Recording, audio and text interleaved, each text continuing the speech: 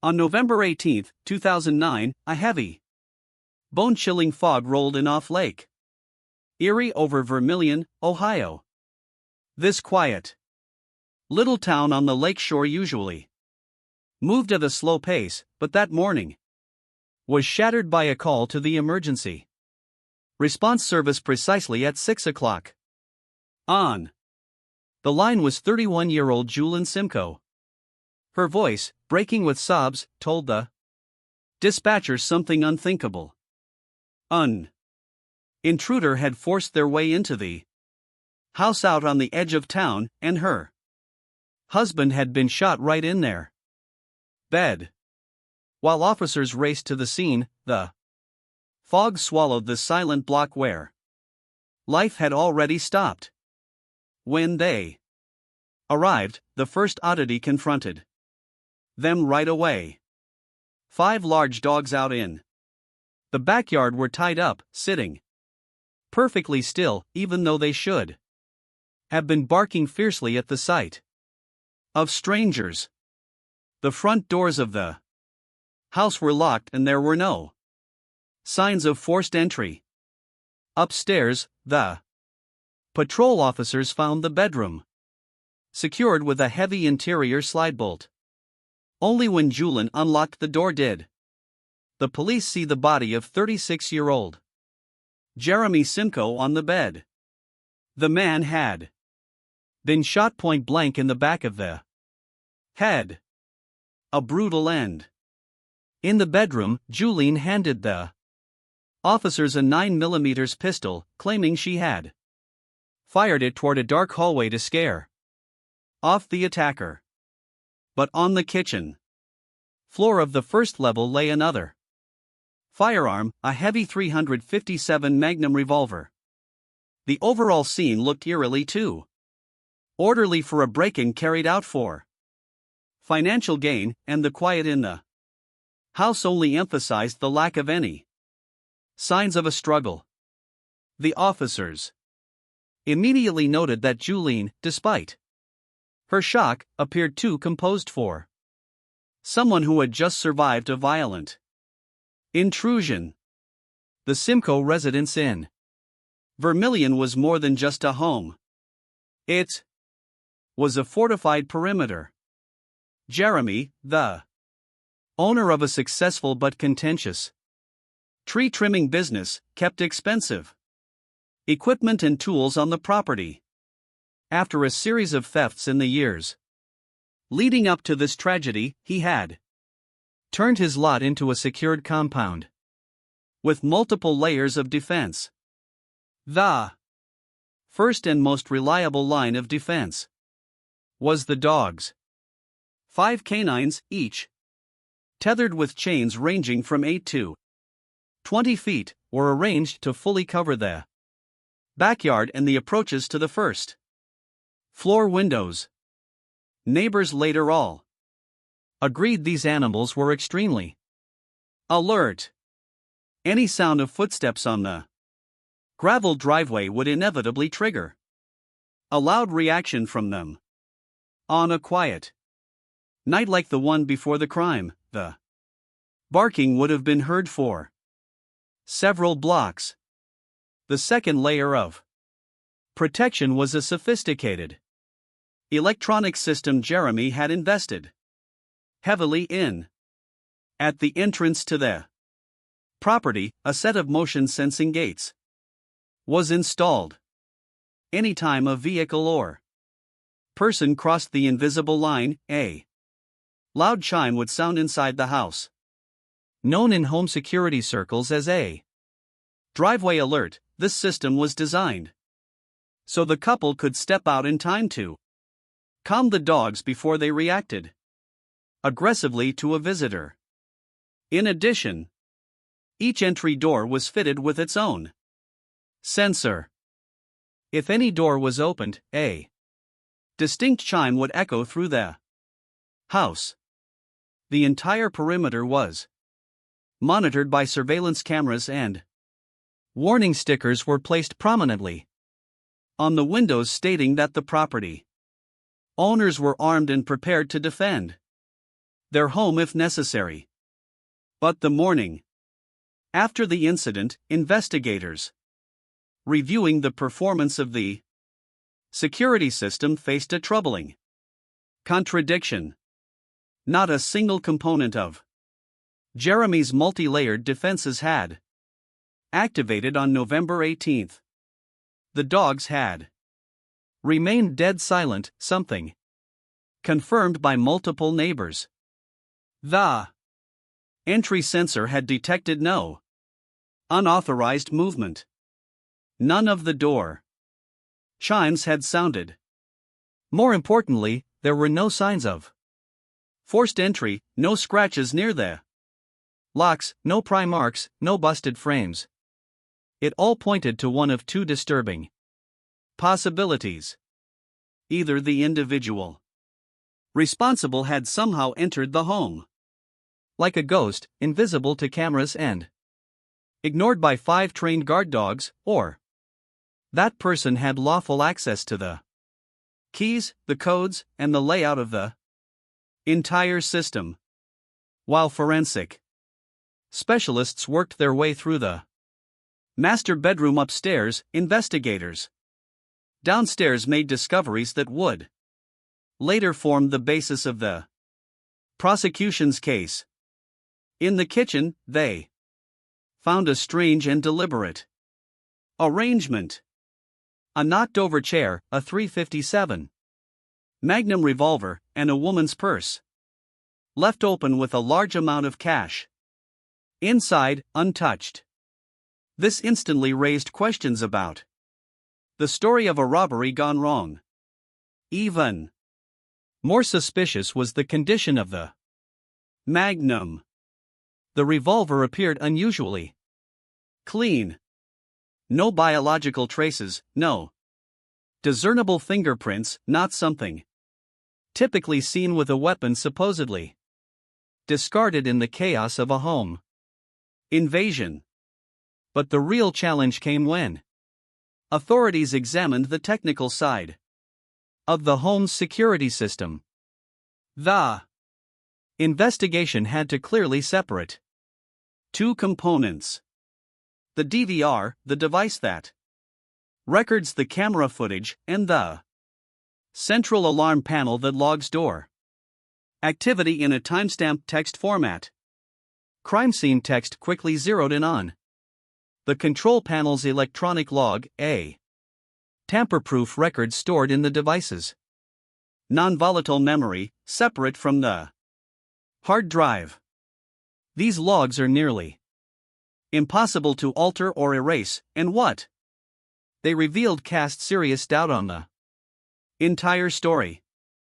According to the data, none of the exterior doors to the house had been opened during the night in question. Motion sensors inside the hallways didn't detect any movement until the moment Julen placed her call to emergency services. That directly contradicted her claim that an intruder had forced their way inside. Things got even more puzzling when investigators examined the yard. There they found a pair of discarded gloves containing DNA from both Julen and Jeremy, along with a set of unfamiliar shoe prints embedded in the soft soil. It presented a strange contradiction. The physical evidence outside seemed to point to an outsider's presence, but the system's digital report, cold, mechanical, and consistent, told another story entirely. If a crime had been committed, the person responsible never entered from outside. They had been inside the house all along and never left.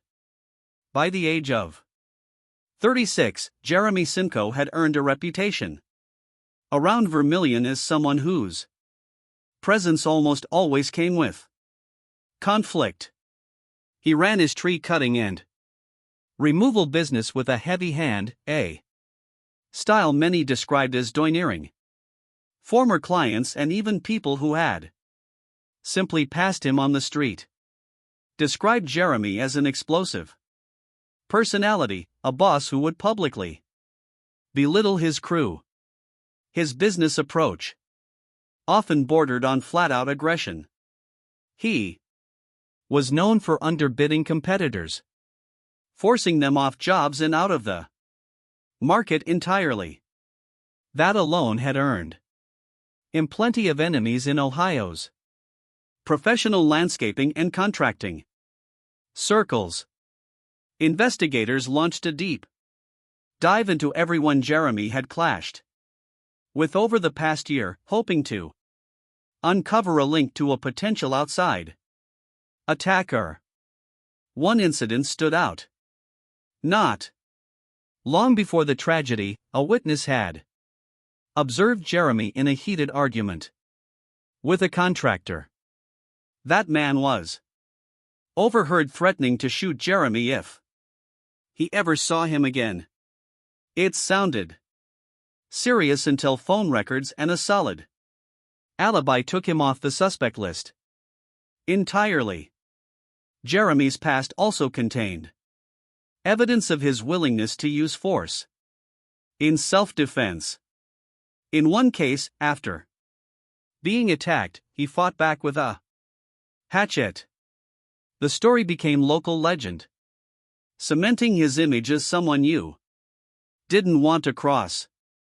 But the deeper detectives dug, the clearer it became. Jeremy had built his home into a fortress and armed himself to the teeth for a reason.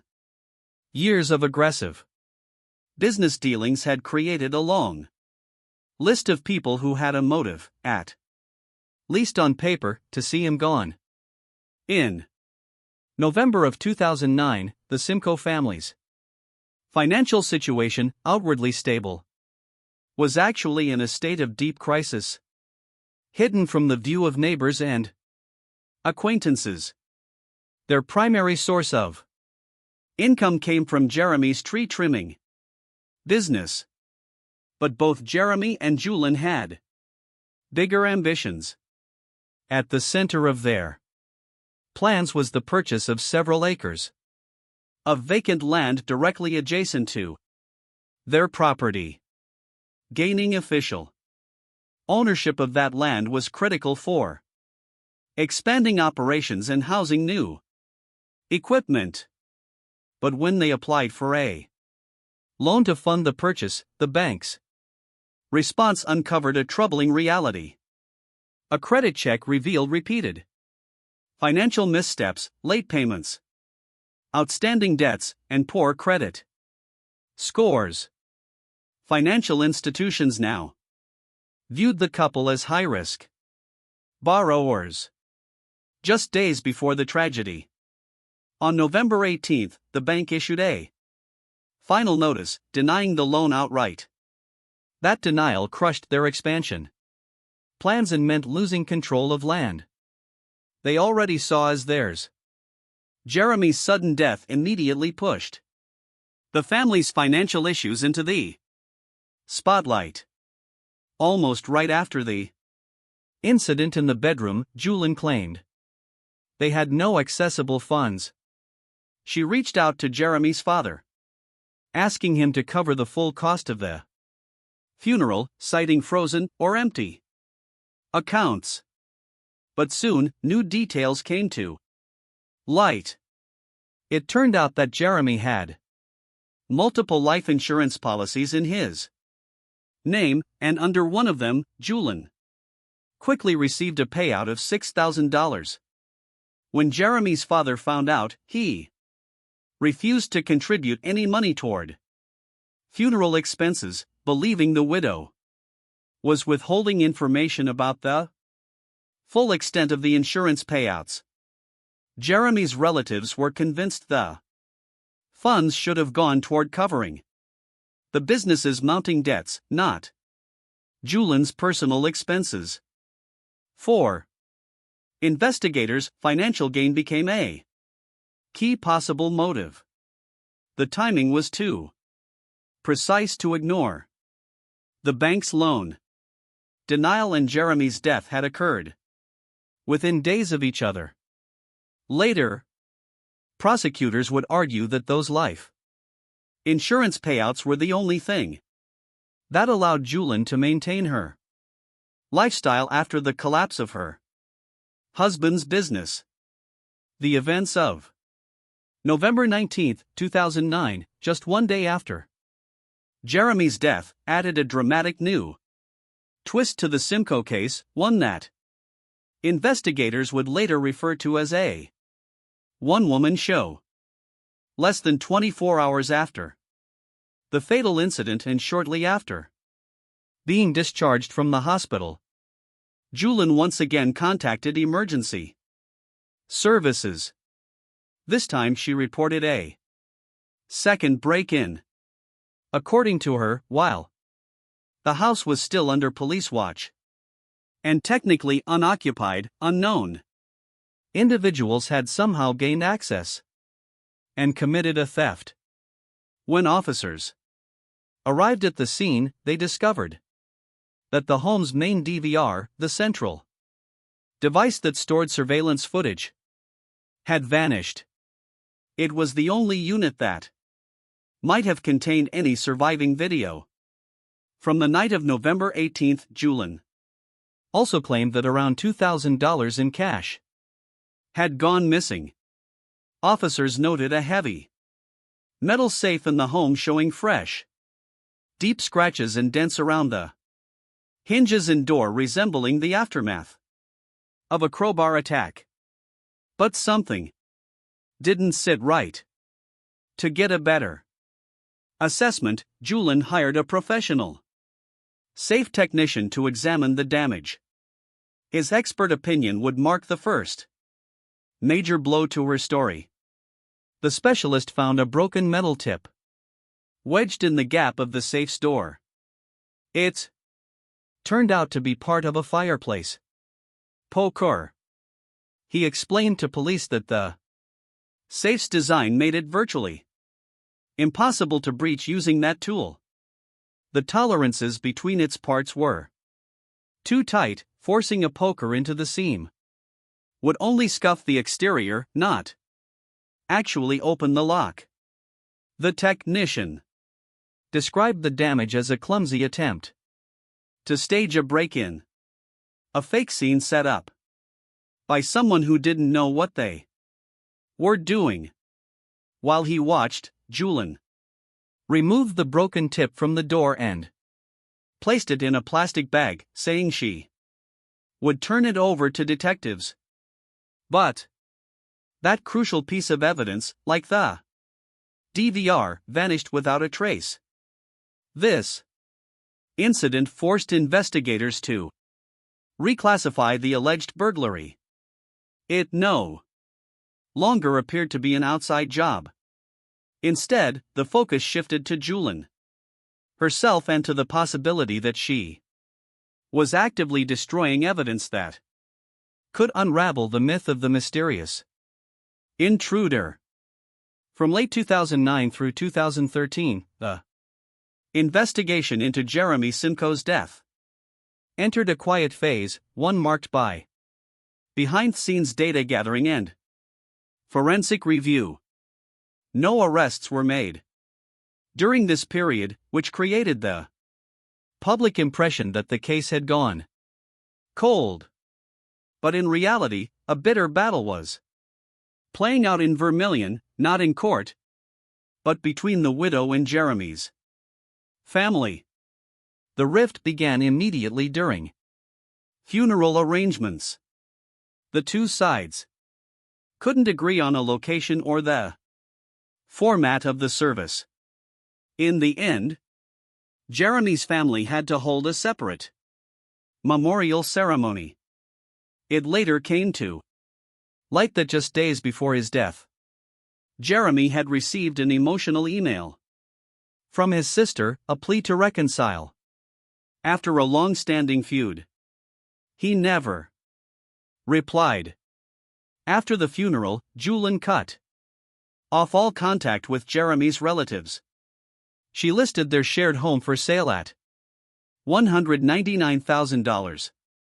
In May 2010, Jeremy's sister, wanting to preserve a piece of her brother's memory, posed as a prospective buyer to schedule a tour of the house. But when Julen realized who she was, she immediately called the police and demanded her removal from the property under threat of arrest. During these years, Julen began a new relationship with a man named Sheldon. That too would eventually become part of the case file. Sheldon's later testimony gave investigators a revealing glimpse into Julen's psyche. During a heated domestic dispute, he admitted to striking her across the face, but instead of fear or outrage, Julen calmly told him, "I've been hit a lot. Harder than that. I don't even worry about it." The comment was documented in the official case records as evidence of her long-standing exposure to physical altercations and possibly a hidden history of domestic aggression she had learned to downplay or suppress. The silence surrounding the case finally broke in October 2012. Vermilion Police Chief Chris Hartung made a bold statement to the local Rain Journal, saying publicly that after 3 years of work, the department had identified the person responsible and that the investigation was effectively complete. But it would take another full year before Julen was formally summoned for questioning, this time accompanied by her attorney, Rick Thomas. Prosecutors needed that extra time to finalize their case, tying every piece of evidence into a single unbreakable chain of logic. In November 2013, during a critical phase of questioning, the Rain County District Attorney's Office presented Julen with a document that would forever reshape how investigators viewed her marriage. It was a 14-page handwritten agreement uncovered during a detailed search of personal files in the couple's former home. This wasn't just a journal or a love letter. It was a contract outlining in chilling detail a hierarchy of control where Julen pledged complete submissive obedience to Jeremy. The document laid out explicit rules for a role-play dynamic based on domination and compliance. Some parts mimicked a father and daughter relationship, which investigators found especially disturbing in light of Julen's past. Detectives had already uncovered tragic elements of Julen's early life. She had been subjected to repeated abuse by her biological father. Now, as they reviewed the contents of this document, it became clear the power dynamic in her marriage to Jeremy eerily mirrored that childhood trauma. But the paper trail didn't end there. Investigators also had statements from a former client of the Simco family business. What he described painted a dark picture. According to him, Julen hardly ever spoke to anyone on job sites, and she was never out of Jeremy's sight. Jeremy, he said, would verbally degrade her in front of customers, even during high-risk tasks, like when she was perched 70 feet up trimming massive tree branches. The witness said Jeremy's behavior wasn't just controlling, it bordered on cruel. He often forced Julen to take on the most dangerous and physically demanding jobs, ones typically assigned to strong, trained men. Searches of the Simco residence also turned up photographs and videos of questionable nature involving Julen. Taken together, these findings suggested that behind the polished image of a hardworking couple. Running a successful business was a reality governed by humiliation and strict control. And for Julen, years of that life may have been building toward a silent, growing rage. The turning point came when investigators conducted a forensic deep dive into the computer hard drives recovered from the Simco home. One item in particular stood out. In the browser history dated November 17, 2009, exactly 11 hours before the emergency call, someone had accessed an obituary page. The subject of that obituary was Julen's biological father. The exact timestamp was 6:57 p.m. and 3 seconds. For prosecutors, this digital footprint was more than a coincidence. It was a bridge connecting the buried trauma of Julen's past with the events that unfolded that night. Detectives believed that search wasn't random. It was a trigger. The person who had spent years living under the psychological weight of a role-play contract, a woman who reenacted her trauma daily under her husband's control, had just hours before the crime come face to face with the official death notice of her real-life abuser. To investigators, that moment marked what they called the point of no return, a signal that what happened next was not spontaneous and that the events of November 18 were deeply rooted in a past long hidden from view. When investigator Rick Thomas confronted Julen with the exact timestamp and the specific URL of the obituary webpage, her reaction was predictably defensive. She flatly denied that such a search had ever taken place and demanded physical proof that her computer had been hacked. When detectives asked whether Jeremy himself could have looked up the obituary of her father, Julen replied that she had no idea what her husband might have been doing, even though she knew he and her father had almost no relationship. Prosecutors pointed out that at that moment only two people had access to the computer for the investigation. The fact that the obituary had been viewed became confirmation that 11 hours before the crime, attention inside the house had been focused on the figure of Julen's abusive father. According to the prosecution's theory, that search marked the moment when Julen's psychological tension built up over years of submission to a husband who replicated her father's role reached a breaking point. This single digital trace allowed investigators to draw a direct line from a psychological trigger to a deliberate act, completely dismantling the story of a random intruder. In the final stage, investigators turned to physical evidence that directly and unmistakably contradicted Julen Simco's original statements.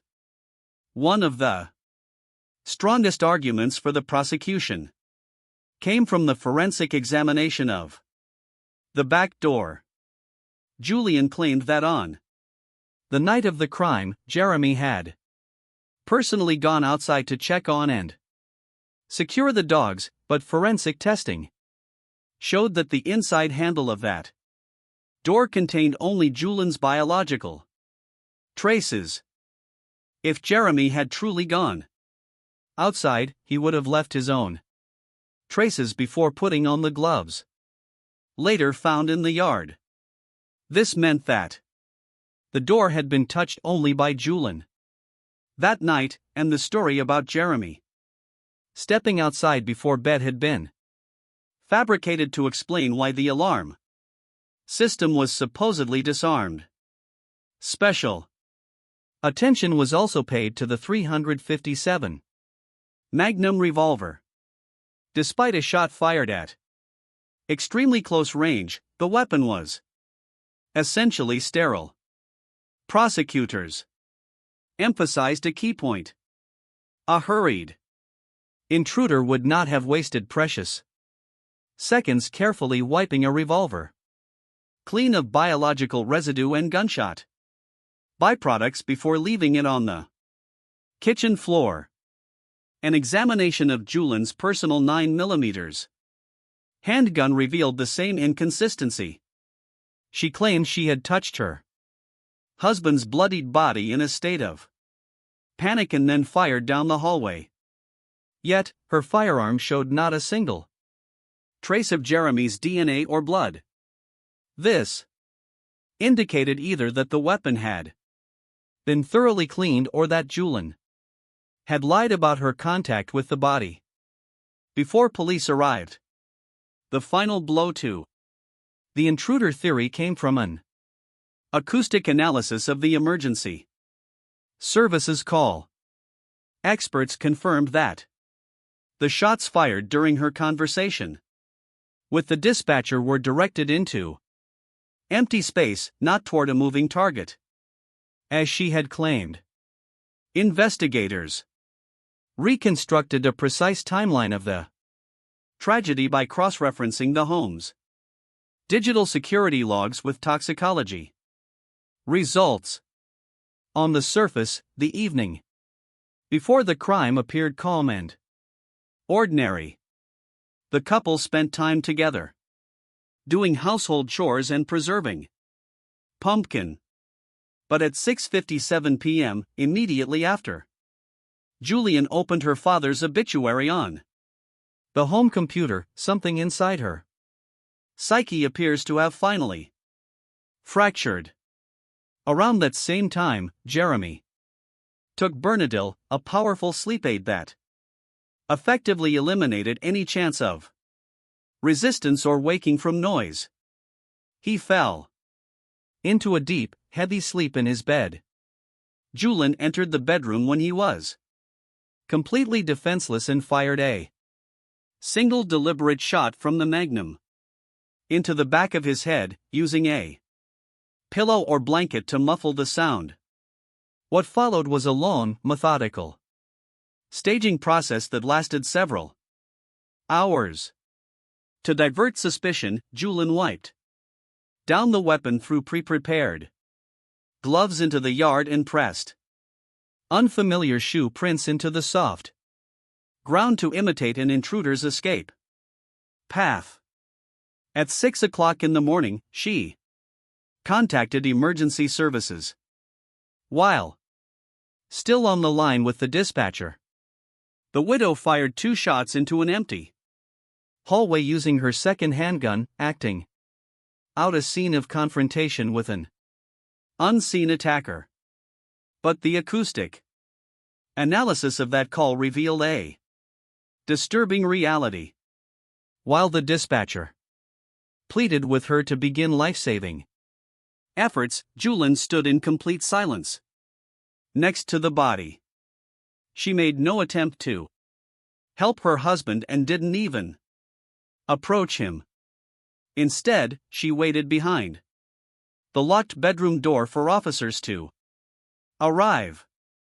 Those shots were nothing more than a performance, a staged act meant to disguise the crime and mislead investigators. The system logs confirmed it. During the entire sequence, not a single door was opened. The person responsible had never entered the house from outside. The final chapter unfolded on December 19, 2014. Julen Simco was formally charged with premeditated homicide and evidence tampering. The trial was conducted as a bench trial, no jury, with the verdict rendered solely by a judge.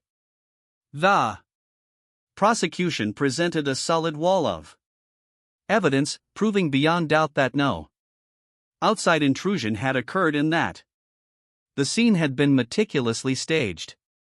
In contrast, the defense took an oddly passive stance. Not a single witness was called, and Julen herself remained completely silent throughout the proceedings. The turning point came with the testimony of a nurse from community hospital. Under oath, she recalled a haunting moment. On the day of the crime, Julen, appearing to be in a dazed, trance-like state, whispered from her hospital bed, "I shot my husband."